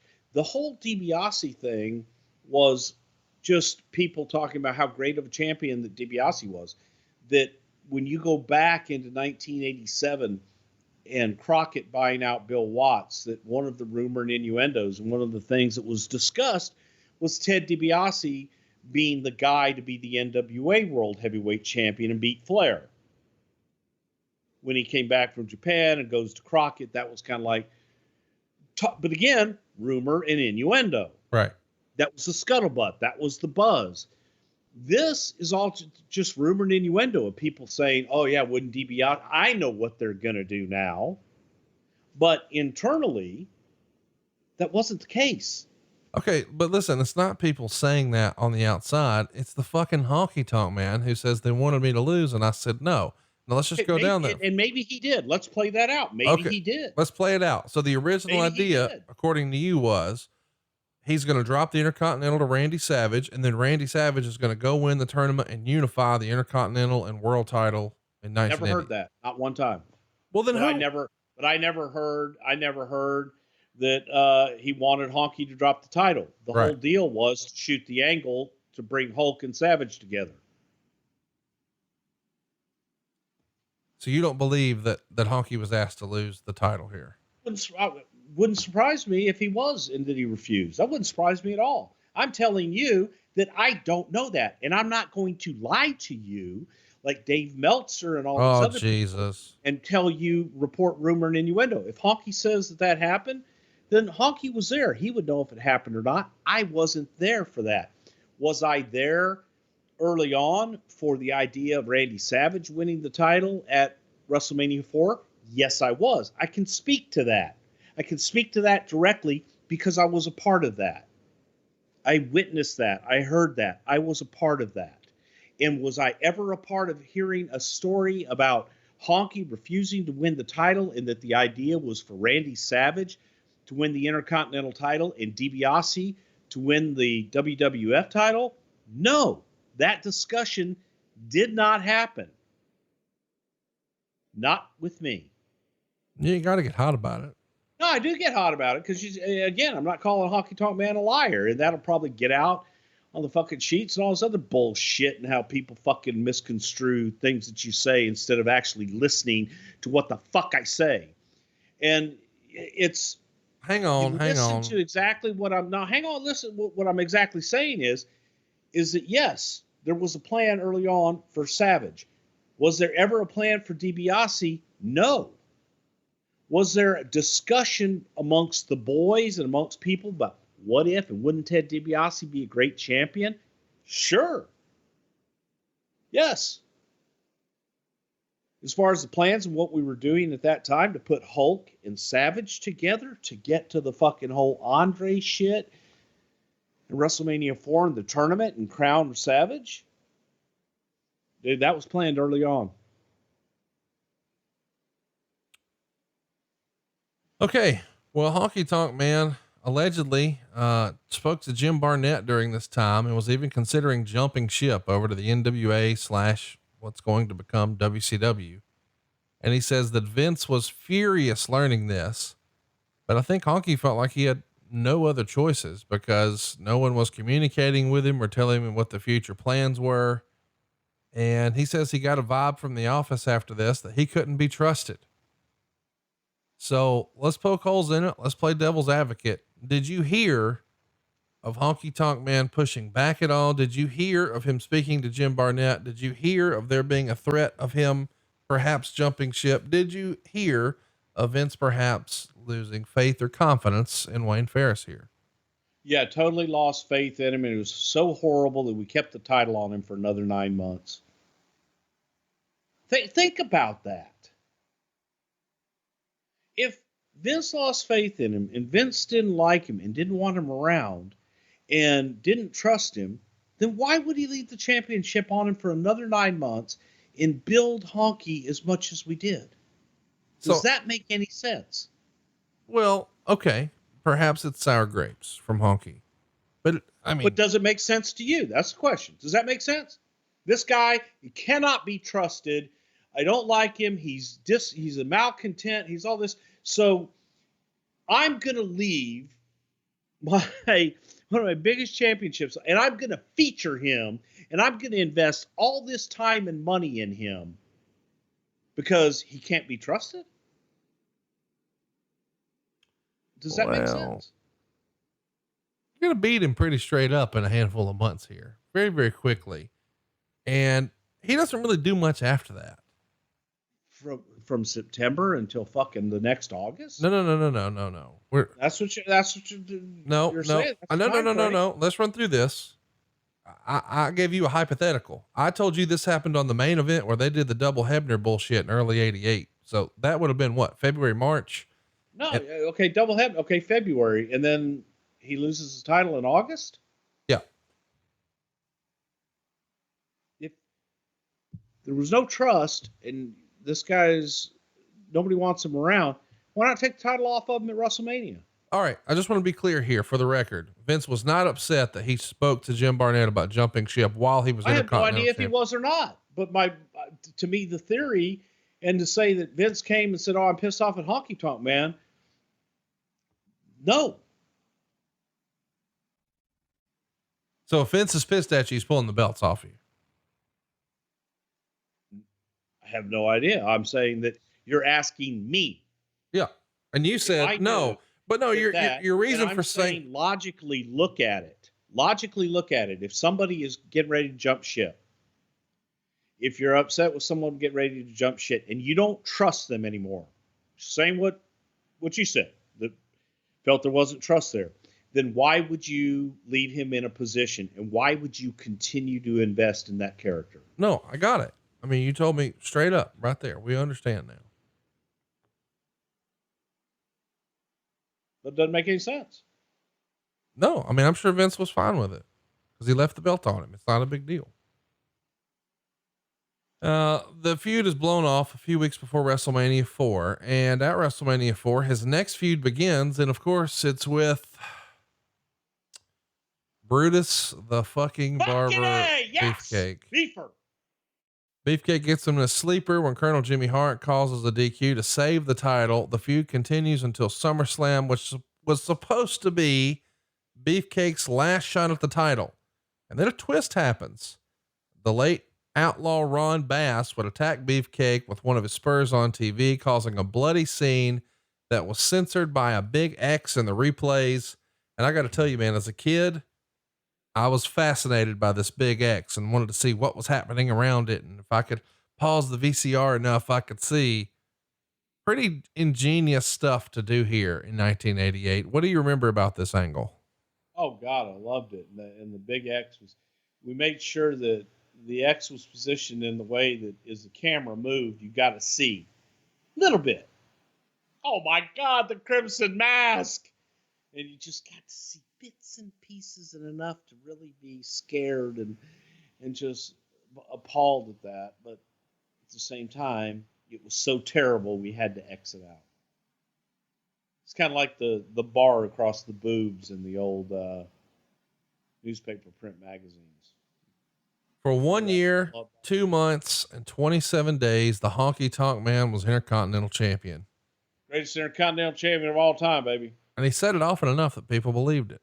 And with Beefcake out of action, Honky has no idea who his opponent is going to be at SummerSlam 1988. It's a mystery. And Honky Tonk Man comes out, does a promo, Madison Square Garden, sold out, huge pay-per-view. And he says, it doesn't matter who it is, just send somebody out and I'm going to beat them. And of course, Jim Johnston's famed Ultimate Warrior music hits and Honky loses in a super squash to the Ultimate Warrior, who was going absolutely nuts along with the crowd. I mean, a gigantic crowd. The fans were really with Warrior here. And he would even tell our friend Sean Oliver over at Kayfabe Commentaries, this was a good payday. And he says the payday was more than he expected, but WrestleMania 3 was less than expected. He is going to wind up doing a handful of return matches with Warrior. And he said he was happy enough with those matches. He felt like he accomplished all he could, and he had some creative input. He says, I accomplished what needed to be accomplished. I got him over right away. He was an automatic star right away. It was good for the company because they needed someone fast to get over. And he told Sean Oliver, it didn't hurt me to lose to the Warrior. I got to tell you, I'm pretty surprised by those comments. I would think that anybody, especially Honky Tonk Man, as vocal as he's been over the years, when you talk about him losing so quickly and allegedly being the same guy who a few months before didn't want to lose, now doing so willingly and so quickly, That's a little hard to process. Well, again, it kind of goes back to what I said before, and your word, allegedly. Right. So I think rumor, innuendo, and folklore, in reality, two different things. And Honky didn't have a problem, and I think it was the right thing to do for Warrior. Obviously, Honky agrees with that, and it was the right thing to do for business, and it was good. But I'll also tell you that Honky didn't ever let him press slam him again after that, and not grab, or at least he didn't grab him by the nuts. That's for damn sure. He only did that one time. Here's the thing. I want to believe you. I want to believe that Honky didn't try to protest losing the belt to Savage. I want to believe that no, he is the guy that just willingly and knowingly was like, yeah, I'll lose to Warrior in a couple seconds. No big deal. But we know that Eric Bischoff says when he was TV champ, he refused to drop the belt to Mark Mero. Just, I don't know. I tend to believe that Honky's the type of guy who would draw a line in the sand for the sake of business and his own livelihood and sort of save his own neck. You disagree? Yeah, we had different experiences. Maybe I handled Honky Tonk Man differently than Eric did. Maybe Okay. Vince handled Honky differently than Eric did. I don't know. I'm sure you paid him more for sure. July 18th, 1989, Honky Tonk Man works 3 matches at a set of TV tapings, 2 against Hulk Hogan, 1 for an episode of Superstars of Wrestling. The other winds up on the Saturday night's main event from July 29th on NBC. We should also mention that in 89, he finds himself working with another Southern boy, the American Dream, Dusty Rhodes. They even face off in a SummerSlam match in 1989. Dusty's going to win by pinfall. In shoot interviews, Honky was pretty critical of Dusty here in 89 and said that he was, well, lazy. And he even used some harsher words than that. And this is around the same time that Dusty was trying to get out of Dodge, I think, and head back to WCW. Is that a fair criticism of Dusty's work in 89? What say you? Yeah, I think so. I think Dream was kind of going through the motions at that time. I don't know if Dusty wanted to work anymore at that level. If he did, he wanted to be on top. So, yeah, sometimes Dusty could be a little lazy. Dusty wanted to do what Dusty wanted to do. And to go out and beyond that, sometimes you'd have to push Dream a little bit. Honky Tonk Man. But I don't think Dusty was a lazy person. No. I don't mean to give that impression. Just, it feels like at least here, he's like, well, I'm done here. Let me start working on my next thing. Yeah. Let's talk about Arsenio Hall. He winds up on Arsenio Hall in 1989. You guys had a great relationship with Arsenio. Lots of big stars were there. It was a big part of my childhood. Hulk Hogan, Macho Man, Ultimate Warrior, on and on. But Honky Tonk Man here with Jimmy Hart. This is kind of a cool deal for Arsenio. What do you remember about him being on that show? You know, here's the thing about Arsenio Hall. Arsenio was a huge fan. So Arsenio wanted to have guys on that he enjoyed. And Honky Tonk Man was somebody that Arsenio Hall genuinely enjoyed as a fan watching him. So when you have that and somebody that's willing to work with you, that's good shit. And Honky Tonk Man was the type of character that you could have fun with. And Honky didn't mind you having fun with it. Great stuff. One day at the arena, Honky says he pitches losing to Jimmy Snuka to help get him over. And Vince said, really? With an intrigued tone.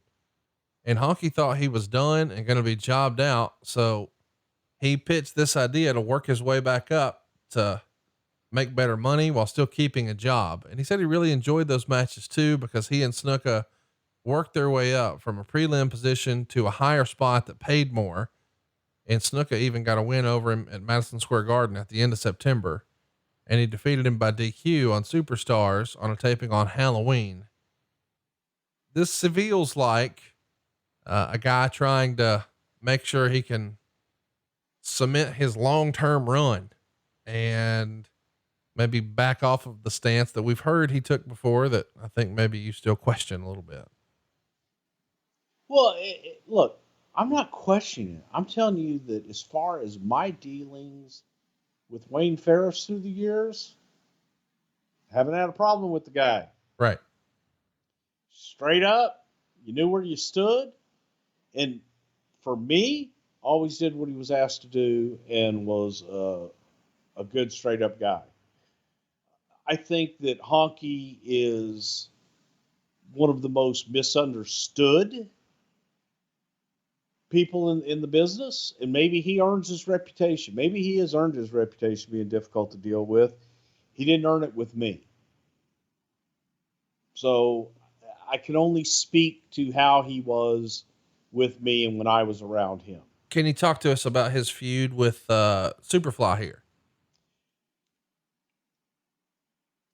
Jimmy coming back in, and Jimmy needed somebody to work with that meant something, but it was also somebody that could get the most out of Jimmy and find out what Jimmy had left in the tank.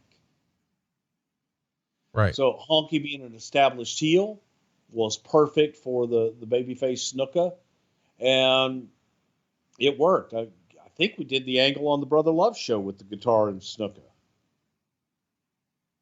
where I called Jimmy a savage or something, and then Honky came from behind. Maybe I'm just in my head. You're making shit up like you said you didn't do. Maybe I did. Yeah, I didn't do shit. You're right. No. I'm saying a minute ago, you said, I'm not going to lie to you, like blah, blah, blah. Jesus, you're so sensitive. Is it your, I am fucking sensitive. you wake up on the wrong side of the bed today? I would have had to have been in the bed to waking up on the wrong side. You're welcome. Woken. Yeah. To get up. I'm just saying, I'm your John Stockton, baby. Survivor Series 89, Honky's on the losing team with Rick Martel, Big Boss Man, I'm not acknowledging you, and Bad News Brown. They're defeated by Brutus Beefcake, Dusty Rhodes, Red Rooster, and Tito Santana. Listen to all the talent in this, man. Rick Martel, Honky Tonk Man, Big Boss Man, Bad News Brown, Brutus Beefcake, Dusty Rhodes, Tito Santana, and the Red Rooster. Listen, I know people poke fun at some of these characters, and I get it, but you want to talk about a group of great wrestlers here. My goodness, big time characters here. Yeah. Well, mostly, you know, mostly. And then comes Rhythm and Blues. Bruce, what the fuck? Tell us about Rhythm and Blues. You know, Greg Valentine had been in the company for a long time, and Greg, Jesus Christ, man. You talk about a career that everywhere Greg went, Greg was a top guy. Greg was a champion everywhere and drew money. But Greg was kind of in the twilight of his career, had been there forever. One day, you know, I was looking at him going, what if? Right. Now, who would be the most unlikely guy if you were going to have an odd couple? And you look around the locker room to pair with the Honky Tonk Man. And Greg sitting there like Greg would sit there sometimes was positively perfect. Honky's rhythm, Greg is the blues. Rhythm and blues, baby. And I think that was Jimmy Hart's idea for the name. Really? Yeah. I have in my notes. Tag team we came up with, but I think it was Jimmy Hart. Greg was actually being managed by Jimmy Hart already. He had previously managed the Fabulous Rougeaus and, of course, the Hart Foundation. Once the Rougeaus leave, it seems to create a need for another Jimmy Hart managed tag team. Valentine and Honky are teamed up. Not long after their first pairing, we see Valentine, well, sport a different look. He's got those Roy Orbison style glasses, a gaudy jacket, and a guitar, which he clearly didn't know how to play. But maybe, and this is what I'm most interested in, you make him dye his hair jet black. He couldn't have been happy about this. No, Greg did not want to dye his hair in any way, shape, or form. Greg fought it, and Greg just kept putting it off and putting it off and putting it off until finally, he did it. Where Vince was like, Greg, you got to dye your hair, man. It's like, you got to commit. And this is going to be new life. This is the beginning of a new career for you. And Greg finally did it. And I thought it was fucking great. Because it was a reinvention for Greg Valentine. It was another step in his career, and he was new all over again. Greg hated it, fucking hated it, and the more Greg hated it, the more everybody would rib him about it. Just so you know, Honky did an interview once where he said that Rick Rude is the one who came up with the team name Rhythm and Blues. Maybe he did, and Jimmy. Yeah, he might have. I always thought it was Jimmy. But I know that was something that just fit them perfectly. Their first televised match happens at Wrestling Challenge. It's a taping on December 12th, 1989 against Mark Young and your man Reno Riggins. And from December of 89. Wow. Well, let me tell you about that. Okay. So this was one of those where Mark and Reno were enhancement talent, both tremendous talents. And Mark Young was Chief Jay Strongbow's son. So we had tried different things with Mark.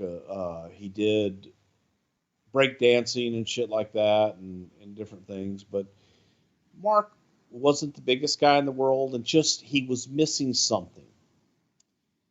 And Vince had tried a lot of different things with him. It was like, Jay, I don't know what to do with him. Look, we can keep him on. He could be an enhancement talent, but there's not a whole lot we can do here. And Mark would always be, as an enhancement talent, would always be in a tag team. And Mark never dropped the fall. So, of course, this didn't go unnoticed amongst the boys and amongst people. And so this one time was like, hey, and Jay always had his match, is the agent. And this one night, they had, it was like, okay, Mark needs to drop a fall. Jay, this looks horrible for you. It's your son. I'm going to take you off being his agent. And he's like, no, I get it. And he says, you can't protect him like that. You can't, do that because people are talking. So Jay's like, okay, no. We'll have Mark do the job. But in an enhancement match, clearly to get Greg and Honky over, they had Honky hit Mark with the guitar for the win. Vince was livid. Are you fucking kidding? Honky using the guitar is a major angle. Right. If you're going to use the guitar, do it on a top guy and make a story out of it.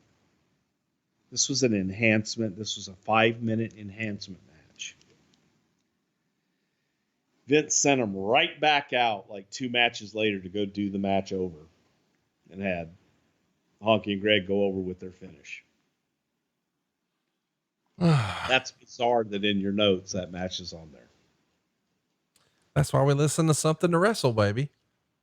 From December of 89 until November 90, Honky's going to work almost exclusively with Greg Valentine on these tag team encounters. The one exception, of course, is the Royal Rumble 1990, where Honky's going to work the 30-man battle royal that we know was won by Hulk Hogan. At WrestleMania 6, oh my goodness, what a moment this was. Rhythm and Blues revealed their new hit single.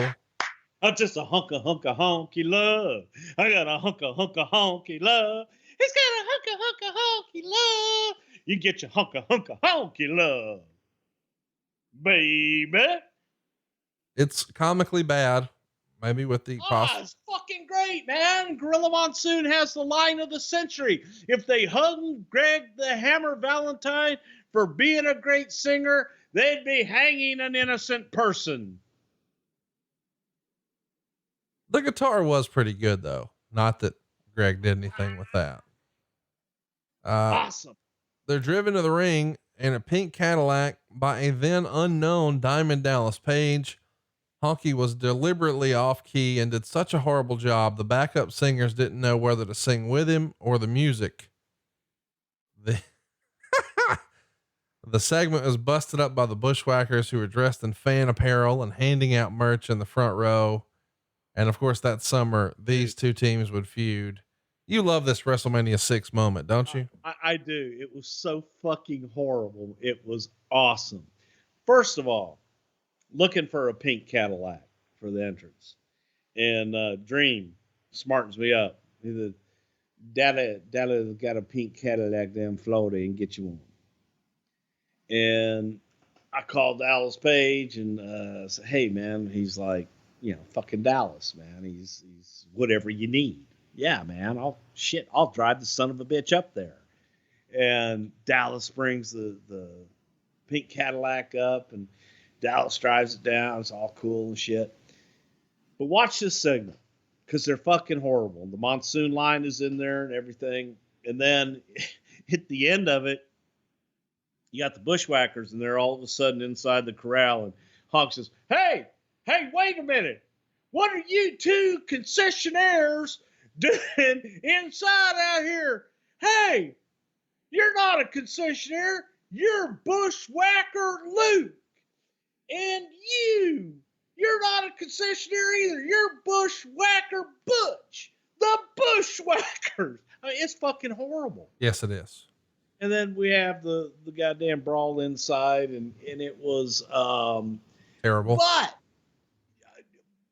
it's one of the greatest moments on that whole show. Awesome. And just a hunk of honky love. He's just a hunk of honky love.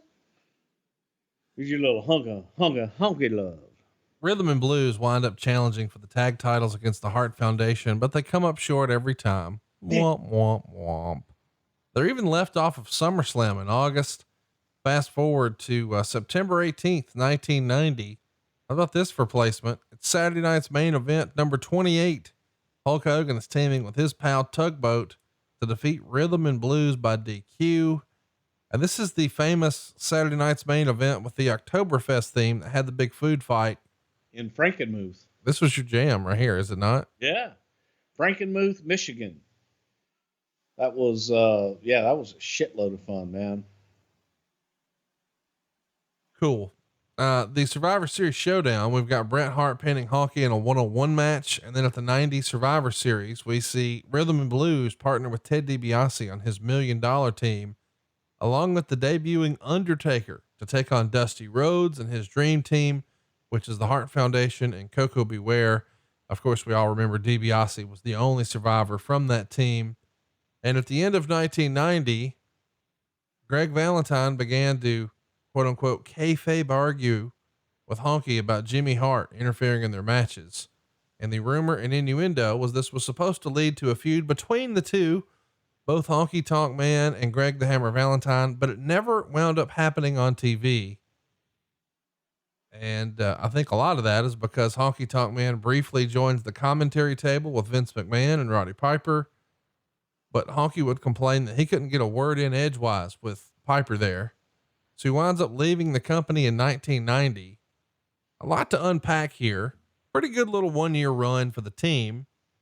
It does feel like we're going to see them feud with each other. It doesn't happen. Instead, he winds up at the commentary desk for a cup of coffee, and then he's out of here. What do you remember happening here with Honky Tonk Man and Greg Valentine, then him transitioning commentary and then immediately leaving? Oh boy. We were looking for something different for Honky to do, and we had Roddy there. Vince liked a 3-man booth, so the idea was basically to try and recreate in a different way the Vince Jesse Bruno booth with Vince and Roddy mainly doing play-by-play in color, and Honky to kind of be the analyst. That was Honky's role, wasn't to say a lot. It was to provide, bits and pieces and still be colorful and still be entertaining, but yet ostensibly two babyface announcers or a play-by-play guy and a color guy that's babyface, and then your analyst was a heel. And it just wasn't the greatest thing in the world. And I remember one day being in the play-by-play, and this was one of the infamous John Filippelli, who was the executive producer, who was the guy responsible for my first firing. Now, he wasn't responsible. I was responsible. I was an asshole. But it was one of our big arguments in the voiceover booth, because Honky, we had just got done doing the on cameras and everything, and Honky has his hair all slicked back and all greased up and everything. And Piper made a comment to Honky after Honky had made a derogatory comment to Piper, and Piper goes, "Yeah, well, you grease ball, man. I think you missed a spot back there." And Filippelli shut it down. I'm like, "Why are you shutting it down?" He says, "You can't call him a grease ball." What do you mean you can't call him a grease ball? Look at him. He's talking about it. He missed a spot with the grease. Right. In his hair. Right. And he's like, "What? He just called him a grease ball." I said, "Yeah, because of the grease in his hair." I said, "You missed a spot. Hey, grease ball, you missed a spot with the fucking grease in his hair." In the 50s, and they call them greasers, guy with all the grease in their hair, and he's like, "No, that's derogatory to Italians." But he's not Italian. He's a Southerner with fucking greasy hair. He's an Elvis wannabe. Hey, Honky, are you Italian? No. Okay. And I'm asking everybody, and I think most of the people in the room were Italian. I said, "Is there anybody here that's offended by that?" No one was offended, because here's Honky Tonk Man, Right, with 10 pounds of grease in his hair, and Piper calling him greaseball. "Hey, you missed a spot." And that was the beginning of the end with Filippelli. But yeah, we didn't care for each other. But it just didn't. Yeah, it just didn't. It was a clash. I think that combination with the heel analyst just didn't really work. do you think he wanted to stop wrestling? He was tired of being on the road. He was looking for something different. Was there pressures at home? What made him to think, maybe now's the time to try something else?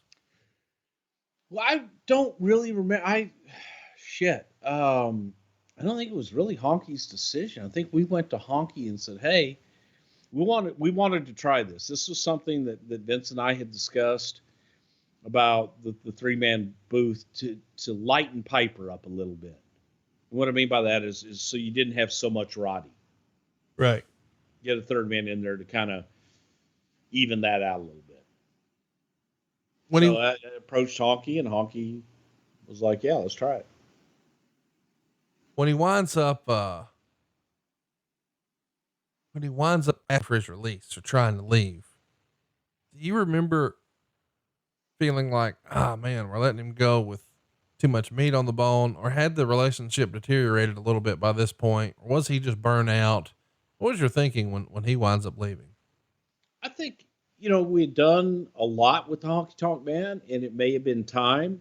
I don't know what else we could have done more during that period, but it was kind of time to go in a lot of respects.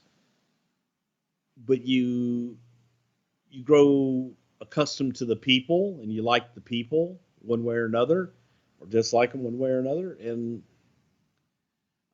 for me, I was just kind of liked Wayne. He was rock and roll Wayne Ferris to me. Just a Honky Tonk Man, greatest Intercontinental Champion of all time. We should mention that Greg Valentine, believe it or not, winds up leaving as well. He doesn't leave. I think we mentioned that Honky leaves in December of 90. I think February of 91, maybe late January. That's when we see, Greg Valentine leave. So that whole Honky Tonk versus Greg Valentine match that we never saw in the WWF does wind up happening in February of 91, but this time it's on an independent show. And for the next several years, Honky's working on the indies, a lot of times working with Don Morocco through 92 and Jeff Jarrett in 93. Fast forward to 94 and he gets a shot with WCW. We've talked a lot about that with Eric. And I think he was supposed to lose to Johnny B. Bad at Starrcade 94, but he refuses unless he was given a contract. Eric says, well, you won't get a contract for sure if you refuse to do the job. Honky doesn't budge and Eric fires him, and the two have hated each other ever since, including, I think once upon a time, Honky was trying to, challenge Eric to a fight. Eric has recently accepted over at adfreeshows.com. And it is kind of funny that even though he never had a contract, he did have a terrible WCW theme song. He winds up bouncing around the indies from 95 to 97, including wrestling the old Ultimate Warrior in July of 95. And, he did that in Las Vegas. And he says by that point, Warrior had worked with Hogan, Rude, and others. So he had much more experience than when he worked him back in 88. But Honky said that Warrior was pissed at the promoter. So he barely talked to Honky Tonk Man, and they did something to just get out and be done. So fast forward a couple years, 1997, unbelievably, he's back in the WWF, but not as an active competitor. During the time, he's on the search for the next great Intercontinental Champion.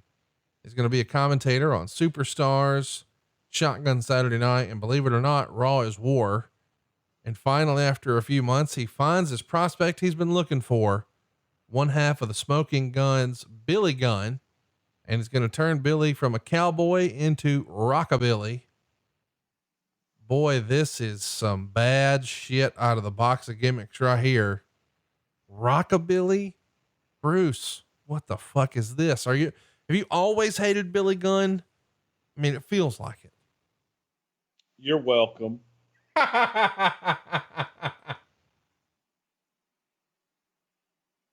This is where you talk about Honky Tonk Man coming back or rockabilly or anything. Rockabilly was fucking great. This was during the time, of Billy and Bart breaking up. And last week we talked about Billy being a singles and just not clicking as a singles. Billy had chemistry with Bart, tag team. Billy had chemistry with Road Dogg. Billy's an unbelievable athlete, but just as a single, it just didn't connect. And the idea was to bring Honky back and have Honky be the mouthpiece, because he's going to make him the greatest singer and entertainer and all this other shit that eventually we got to with Jeff Jarrett. But yeah, it wasn't good, but you're welcome. What are you saying you're welcome for? What was good? We have something to talk about. Okay. We do have something to talk about. He's rockabilly, and Honky Tonk Man came back. It was an idea. Okay. All right. So not all ideas are good. So it's your idea. We got that. Yeah, it was. Talk to me about Superstars, Shotgun Saturday Night, Raw is War. Who thought, hey, you know what? This is worth another shot at commentator. What if? Who's the one who pitches that? Or does he call and reach out and say, what if? No, we just, we tried it and put it out there. Vince was looking for some different things for Honky to do, and Honky was not really wanting to go out and be taking bumps anymore. Look, Honky had the gift of gab and can talk his ass off. So we just tried to harness that any way that we could. Just wasn't always the best fit. Honky Tonk Man said Savio Vega was considered to be his protege at one point. I don't know, man. That seems like a reach to me. Do you remember there being talk of? Really? Never heard that. Okay. That's what I thought. Like that. I don't know. That seems weird. Honky said he hated the pairing. He had no issues with Billy Gunn, but just thought this was less than ideal. And of course, the failed gimmick is going to lead to Billy joining up with Road Dogg about a year later and making history as the New Age Outlaw. So it worked out. In 1998, Honky wrestles his first match in the WWF since 1990. Happens in the Royal Rumble. He's eliminated by Big Van Vader. And then he's back to the independent scene for a few years until Royal Rumble 2001.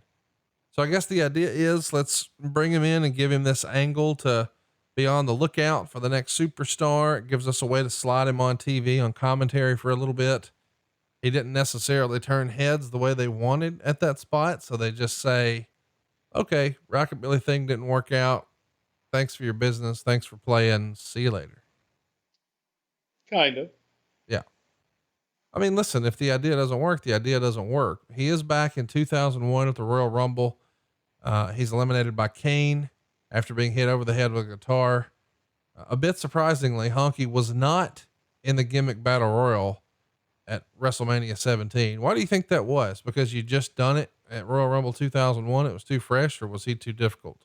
No, I think either he had a conflicting date or something like that, but A conflicting date for WrestleMania. yeah.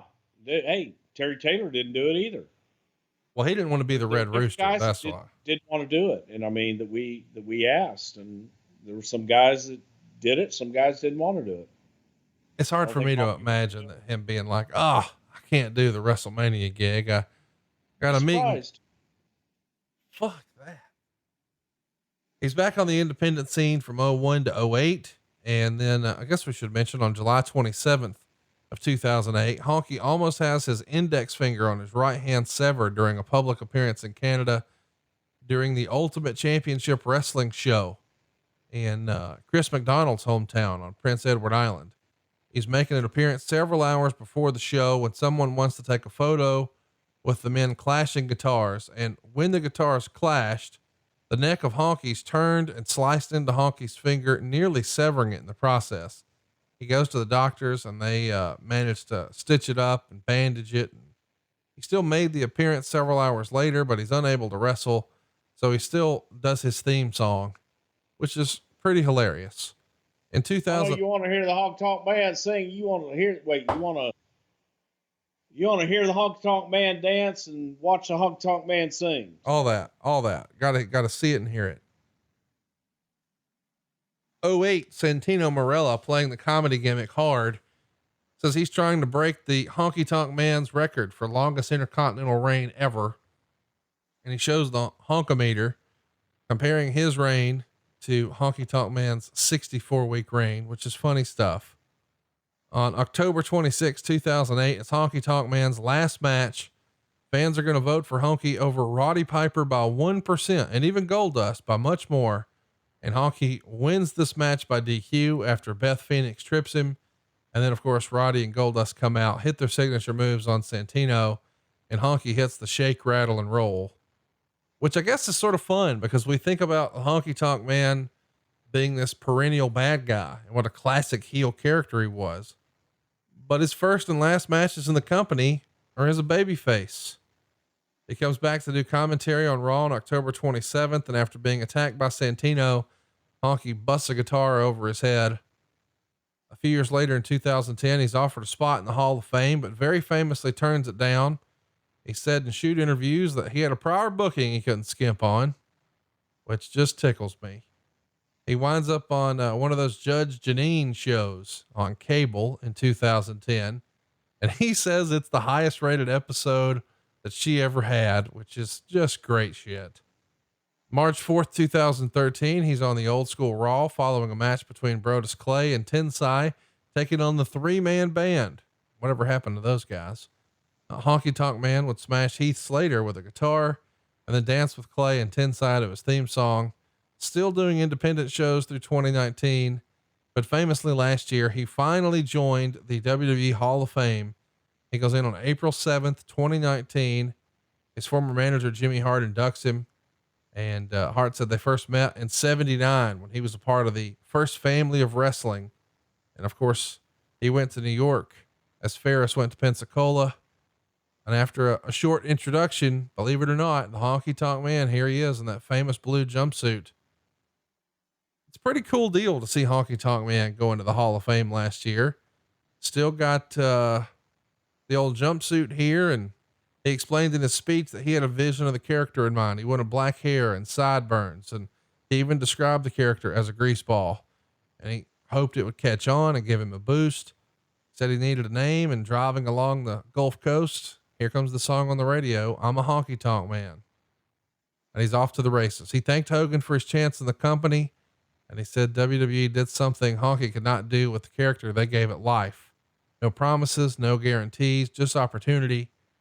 And he said, quote, they presented this character to millions of people on every corner of the globe. They made this character a household name. Because of WWE, this character will never die. This character will live forever. And that's the power of WWE. For all this, I will be forever grateful to WWE. It really, truly is an honor to be part of such an incredible family. I thought it was such a classy and great induction. And Honky Tonk Man, you know, man, maybe I'm not communicating it right, Bruce, but I feel like at times Honky Tonk Man is a misunderstood individual, because you see something like this and you think, man, what a thoughtful, insightful, appreciative guy. But then you see him hamming it up on shoot interviews and you think, well, hang on, who is that?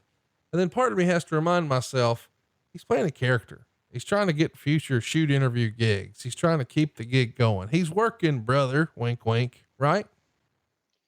He's a performer. Yeah.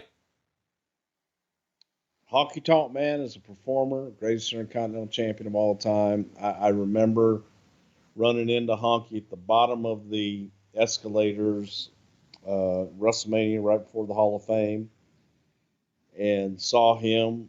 You and I had a show to do at the Gramercy that afternoon, I think it was.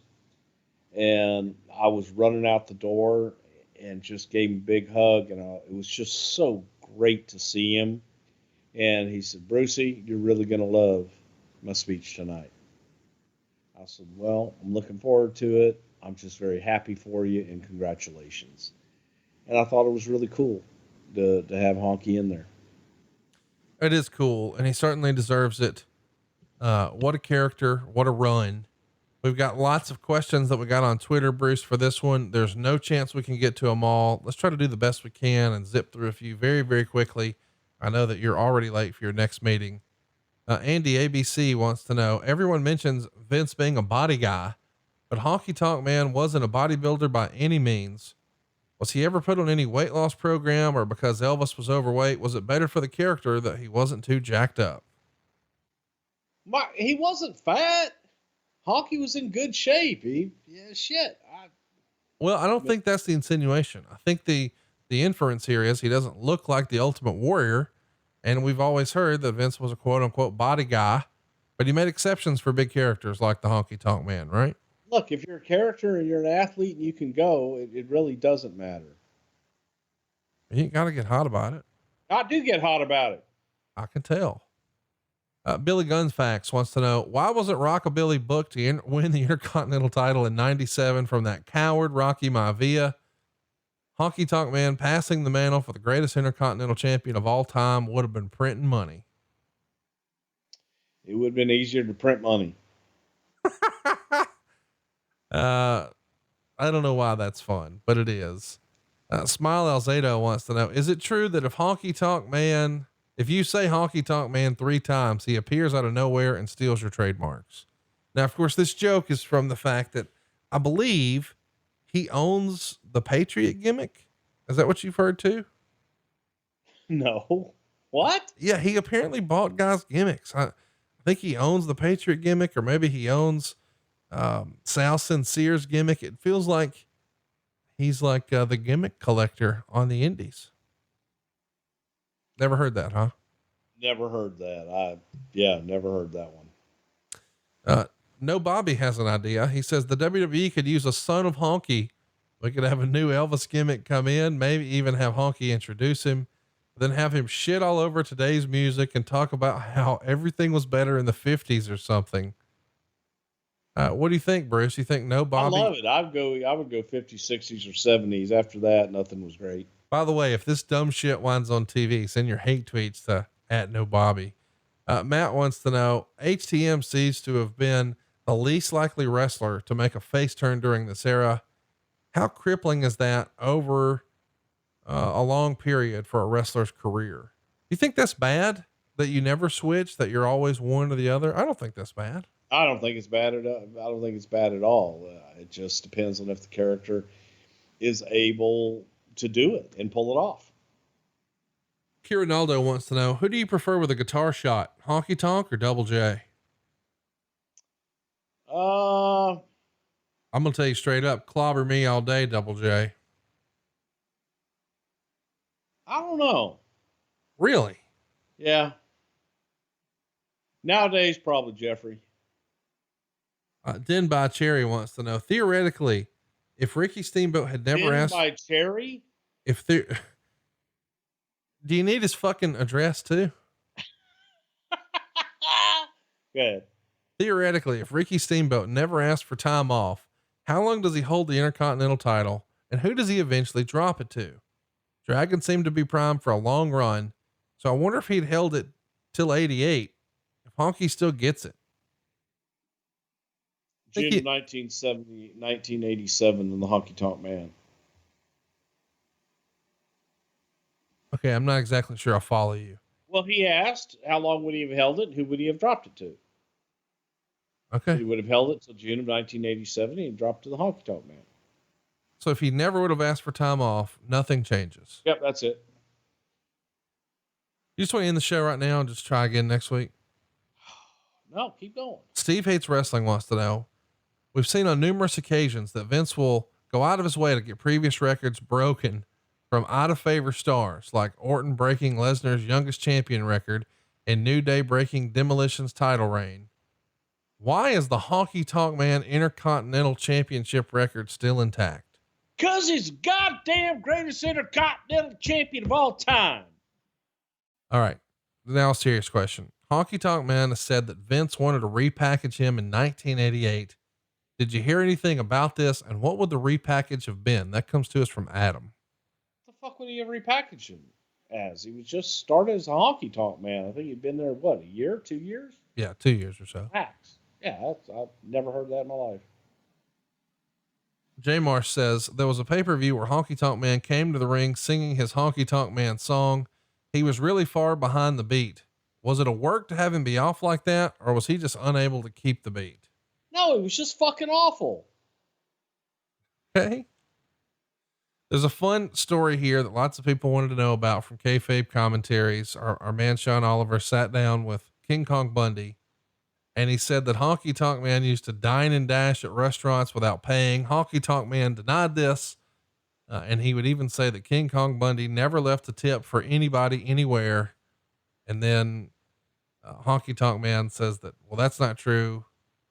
Or I'm sorry. King Kong Bundy says that's not true. Honky Tonk Man says that, he shouldn't have to tip. He's almost like Reservoir Dogs in that opening scene. And I think Honky Tonk Man says, why should I give you extra money because you brought me my drink and didn't spit in it when I could go spend that money on my family or something like that? Do you know about Honky Tonk Man, either dining and dashing or being the world's worst tipper?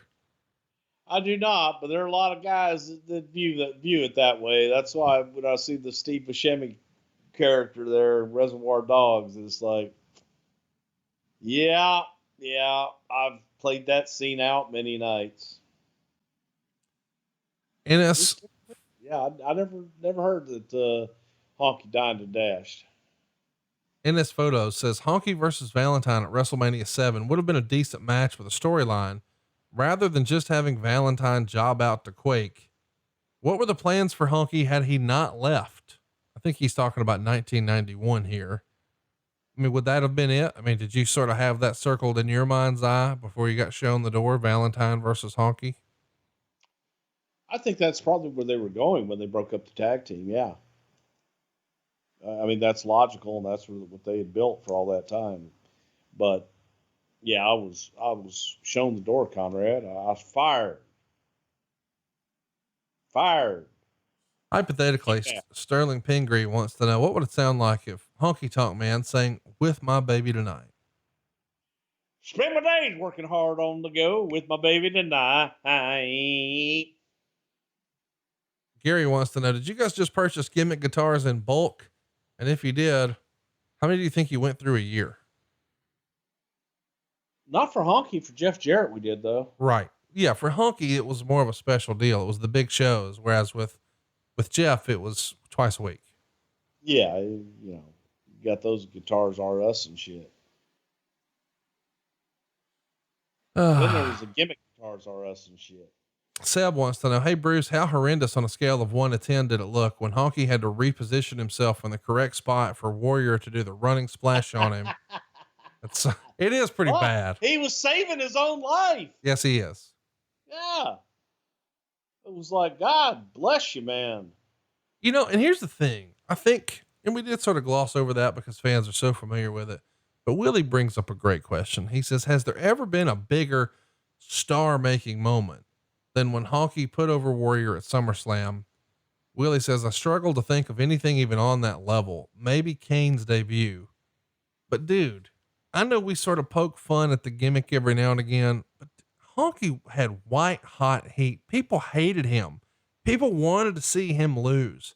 And for him to come out there in that outfit, that's heat, and then just shit all over everybody. Oh, I'll beat up whoever. And then the Warrior's music hits, and the fans were already digging the Warrior, and you could tell that they were getting behind him. But this is sort of phase 1 of the big Warrior push that's going to make him the top star in the business in like 18 months. And I don't know that it would have been as big had Honky not helped him light the match here. Would you agree? No, absolutely not. And still to this day, even if you don't have all of that background you have, it's still a goosebump inducing moment because it was just so big. Honky went out and set the table, and here comes Warrior. Bing, bang, boom. Thank you. And that place was on fucking fire. I put that pop up there in the same pop of Worcester with Austin coming out when Mick won the title. Yeah. It was just one of those, the roof comes off the place. We'll get one more and then we'll wrap this week up. Brent wants to know, was Bruce there the night Dynamite Kid apparently slapped Honky Tonk Man off his chair in front of everyone for insulting Harley Race? No, I heard about it, but I was not there. And I think, I don't know if that was embellished or not.